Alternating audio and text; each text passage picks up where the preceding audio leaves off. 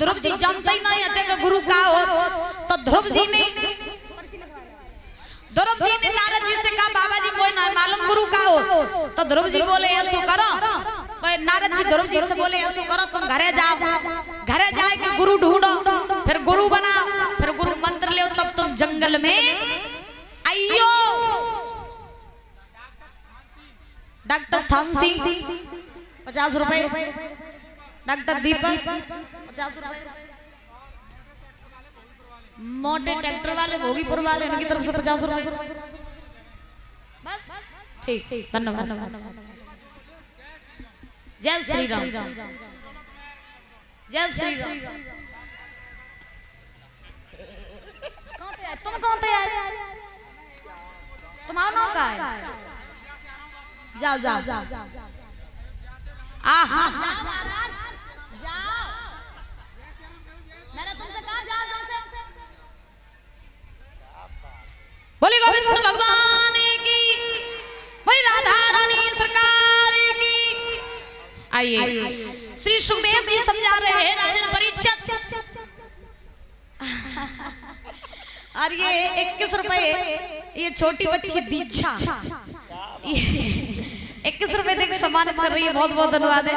भगवान से कामना करेंगे बल बुद्धि विद्या आयु बढ़ती रहे, बड़ी होकर के अपने माता पिता का नाम रोशन करती रहे। बोली वाक्य बिहारी लाल की।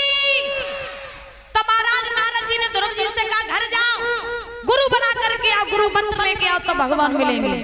ध्रुव जी सोचने लगे घरे जाए, गुरु बनाए, गुरु मंत्र ले, फिर जंगल में आओ तो देर लग जाइए। सो नारद जी से ध्रुव जी बोले बाबा जी तुम ही मेरे गुरु बन जाओ। अब नारद जी चाहते थे कि ऐसे चेला कि हम गुरु बन जाए तो मेरा वो उद्धार और चेला को उद्धार। तो नारद जी बोले ठीक हम तुम्हें गुरु बनने को तैयार। सो नारद जी ने ध्रुव जी को एक 12 अक्षर का मंत्र दिया, ओम नमो भगवते वासुदेवाय। 12 अक्षर का मंत्र दिया और कहा इस मंत्र का तुम जाप करना, परमात्मा तुम्हें मिल जाएंगे। ध्रुव जी महाराज जाप करने लगे, ओम नमो भगवते वासुदेवाय। जंगल में 1 महीने तपस्या की, कंदमूल फल खा करके, दूसरे महीने में तपस्या की, जल पी के, तीसरे महीने में तपस्या की, ओस पी के, 6वां महीना लगा तो ना कुछ खाया ना कुछ पिया। ध्रुव जी ने प्राणवायु को खींचना प्रारंभ किया।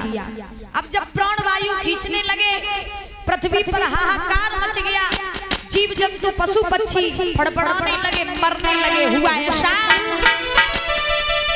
कि जब ध्रुव ने खींची प्राणवायु तो वायु रुकी त्रिलोकों की, और कोहराम पड़ा ब्रह्मांड हिला दम घुटने लगी।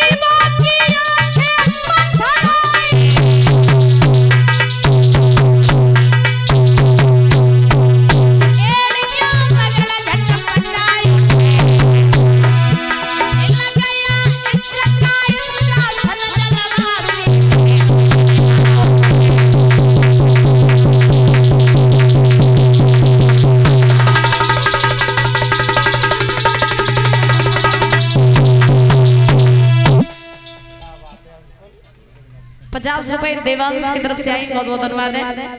तो आज पृथ्वी पर जीव जंतु पशु पक्षी आंत में फड़फड़ा करके गिरने लगे, मरने लगे। इधर क्या हुआ, इंद्र का इंद्रासन डोल गया तो इंद्र ने अप्सराओं को भेजा, अप्सराओं से कहा चली जाओ और जा करके पृथ्वी पर देखो कौन ऐसा भगवान का भक्त है जो इतनी घनघोर तपस्या कर रहा है, जाओ जा करके उसकी तपस्या को भंग करो।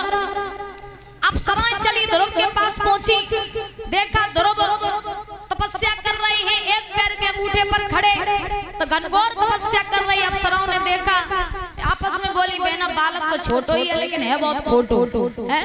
और कही जात ना कि देखत के छोटे लगे घाव करे गंभीर, जो देखत के छोटे होते करे अक्सर बे बड़े बड़े कम कर जात।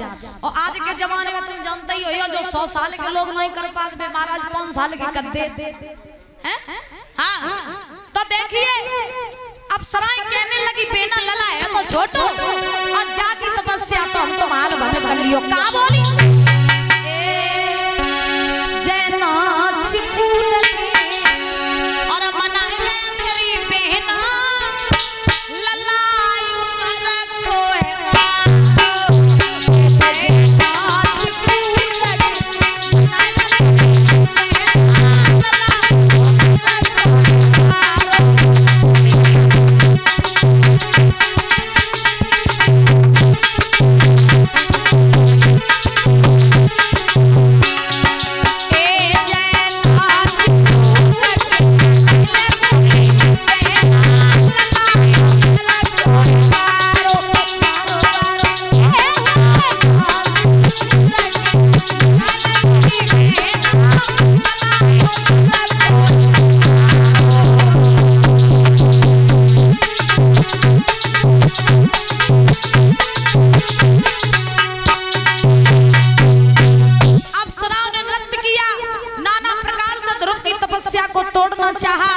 लेकिन महाराज ध्रुव की समाधि को नहीं तोड़ पाई।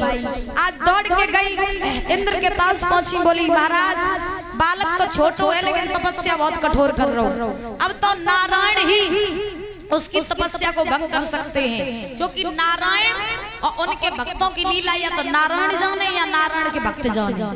अब तो बेकछु कर सकते हैं। तो सारे देवी देवता भगवान की शरण में पहुंचे, पहुंच करके जवाब दिया हे नाथ आप ऐसा कीजिए, आपका भक्त बहुत कठोर तपस्या कर रहा है, तो आप जाइए और जाकर के अपने भक्त को दर्शन दीजिए।